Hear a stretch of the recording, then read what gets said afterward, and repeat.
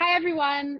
Dr. Nagula and I just wanted to make a video regarding the anxiety that we are all feeling right now during this pandemic. Our anxiety that we're feeling as a community, as individuals, is completely normal. We are evolutionarily evolved to feel anxiety when our safety is at risk. And this is a situation where precisely that is happening. We are at risk. Our safety is at risk. We're in the middle of a pandemic and there's a lot of unknown. And the reality of the situation is that our anxiety response is a normal response and is actually overall a beneficial response to us as human beings. Our goal with this video is to try to share some strategies for coping with the anxiety that we're all feeling now, and to not be angry at ourselves for feeling it because it's totally normal, but to instead just acknowledge it, accept the anxiety, and figure out ways to cope with it to allow us to continue our lives with as little disruption as possible. So there is a lot of unknown right now for the present and for the future, and this is a new reality for all of us. We're frequently wondering if we're going to get deployed to a different service. Amidst that uncertainty, we're often trying to balance a full-time clinical workload while trying to juggle home responsibilities. Even distance learning for our kids, if we have any, frequently require a greater level of parental involvement. Childcare is now more difficult, right? We don't have the same resources that we used to rely on when we were working full-time. And even the actual clinical care is different, with everything being done through telehealth rather than in person. So what's important to remember these days? Let's try to maintain a more realistic mindset. Many of us have these lofty goals of being able to do everything, fit in time to exercise, to cook, to organize our home.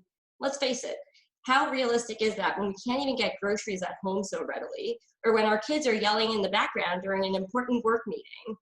So prioritize those goals that are most important to you. Yeah. I like what you said about groceries because that's one of the things that's really impacted me recently is it feels like even something like, cooking or trying to be healthy with what I put into my body is difficult because even the grocery store poses a threat to our safety. We have to wash everything that we get before we're able to bring it into our house, and that in and of itself can be stressful. So I think just acknowledging that is important. Yeah, so Harper, those difficult emotions that you were talking about, like anger, anxiety, sadness, they are all valid. They're all normal, especially in the setting of so much we can't control and so many expectations that are unrealistic. So what can we do about that? Let's control the things that we can. Recognize that we're not superhuman. This is a crazy time with a completely new reality. Our worlds have essentially been turned upside down. So try to maintain that normalcy that you can. As much fun as it is to sit around in our PJs all day, once in a while, that should probably be the exception. Just like kids, adults also thrive on structure, on routine. So take a shower, get dressed, have meals like you normally would. But perhaps most important, even if you're not someone who goes out every night, chances are you're used to seeing people each day, people outside the house, because you're at work most of the time. So this is a big shift in that routine. Talk about it, allow yourself to be vulnerable. There's a collective willingness to share when we do. And most often, when we open up to others about the struggles we're facing, others also appreciate that opportunity to discuss their own challenges and have their concerns be normalized, be validated. So remember, this is social distancing, not social isolation. Connect to others at home. If you have kids, encourage them to discuss how they're doing. Connect to your family, your friends virtually. Plan ahead, schedule people in at least a few times a week. Even check in with colleagues when meeting administratively and open up about how you're doing during those times as well. The more we allow ourselves to open up, the better we end up feeling in the long run. And last but definitely not least, when this isn't effective, always keep in mind that there are other resources to turn to. For example, there's a new national hotline for physicians run by fellow physicians to talk through all that's going on and navigate our own emotions and cope more effectively. So please utilize this and the other resources on this slide, because remember, we really are all in this together.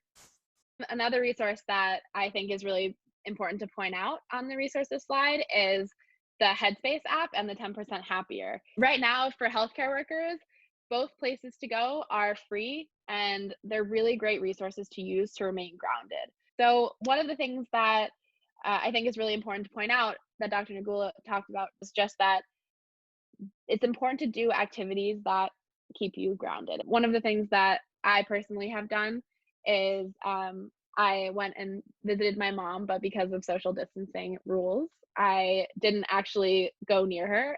But we each had food that we wanted to give to the other one. So we stayed fairly far away from each other in a parking lot. Here is my mom's boyfriend, and my mom is in the car. And this little thing here is the soup that I made for her that we kept at a very safe distance. So I thought that was very funny. But seeing my mom and being able to exchange this food for each other and connect, even if we weren't physically close to each other, was a really great way to kind of remain grounded and and see the people and interact with people that are really important to me. I also made a video of another activity that I do that I'll play after this. And then I also wanted to say that a few of our wellness advisors also submitted some activities that they're doing right now through this time to feel grounded, and they shared with us some of the things that are helping them to get through this time. So I just want to play those now.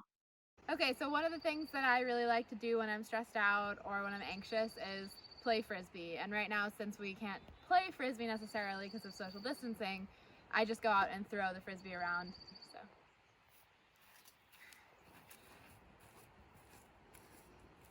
Hi, I'm Dr. Sharon Edwards. I'm Siobhan. And I am very stressed out with the COVID crisis. But I think it's really important for everyone to try and take a couple moments every night to de-stress. So, as you can see, I have my facial mask on. Now you know all my beauty secrets. So important to try to take a moment for yourself in times of crisis. So, I'm sending you all big virtual hugs, and I know we'll get through this together, and we'll be all together in one room very soon. So take care and good night. I'll see you soon. Hi everyone, I'm Meredith Grossman. I'm one of the faculty advisors and a pediatrician. Right now I am here in New York City, separated from my family while I go to work every day. It's been really hard. I am scared and anxious like everybody else. But every day I wake up, I go in, it brings me closer to the end of this craziness. And I am just finding comfort in my loved ones and my colleagues and looking outside at the spring, which has sprung. And what has been most moving to me is how our community has come together to fight this thing. And we are all leaning on each other, and we are all here for each other. We are all scared, but we're going to get through this together. Hello everybody, this is Craig Katz, Dr. Katz from Medical Education and Psychiatry. And since the pandemic has really hit so hard here in New York, I've been doing a lot of talking, lecturing, supporting, counseling about ways to manage.